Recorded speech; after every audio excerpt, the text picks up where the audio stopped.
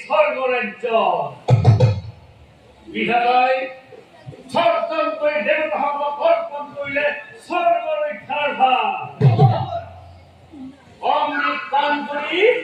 সমস্ত লক্ষ্মী দেৱ দেৱতাসকলে ৰাখিব পৰা নাই সব কৰে নিয়ে যাও হাতত পৰাজয় স্বীকাৰ কৰি অশেষ বান্ধনা ধৰিব লাগিছে এই দেৱতাসকলে এই দিনৰ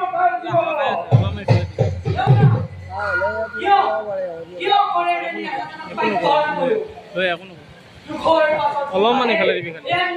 অলপমান দিলি অৱশ্যেই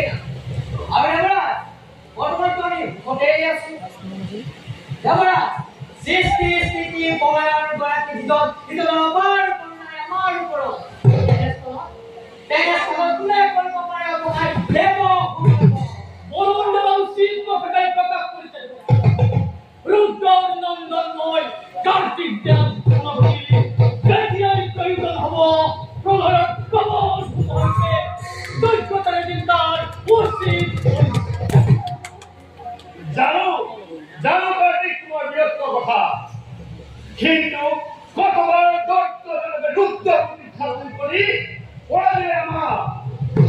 কতবাৰ দেৱতাসকলে শিক্ষা নিৰ্দেশেৰে অনাই বনাই ফুৰিব লাগিছে অপৰাধ আমি দেৱতা সমাজ খাগুৰু দেৱকুণ্ড মনত মোৰ এনেভাৱ হৈছে উদয় অতীতৰ সেই স্থিতি সমানে দেৱতাসকলৰ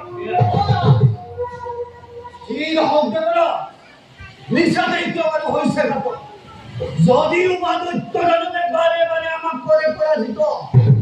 তথাপিতো ৰঘুৰৰ এই ক্ষণস্থায়ী বিজয়ে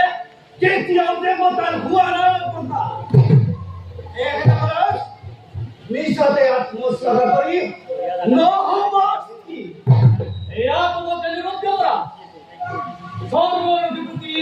দেৱপ্ৰন্দৰে যদি অখুৰৰ তাকত নাৰীৰ দৰে গাত হয় তেতিয়াহ'লে আমি দেৱতা হৈ গম নাই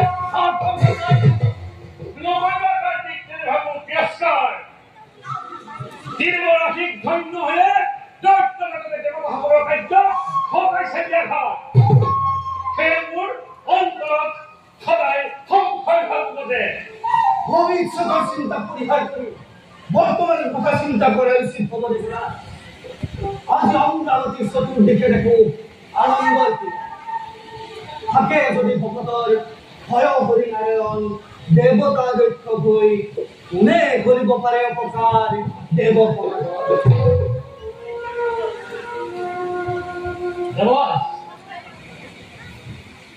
যদি হয় তেওঁ আপোনাৰ মনত সংশয় ভাৱ আছে তেতিয়াহ'লে এটি মাত্ৰ পৰামৰ্শ আগবঢ়াব বিচাৰোঁ দিছো অনুমতি সমগ্ৰ দেৱতা সমাজ একত্ৰিত হৈ বিষ্ণু যজ্ঞৰ আমি কৰিব লাগিব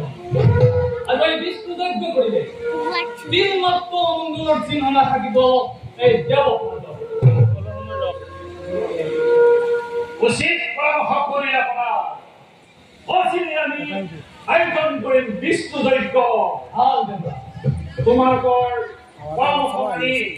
সকলো নিৰাশা দুৰাশা মই পৰিত্যাগ কৰিলো ভাল দেৱতা কিন্তু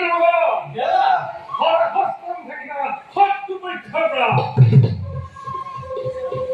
বাৰু দেৱত আজিলৈ সভা ভংগ কৰিলো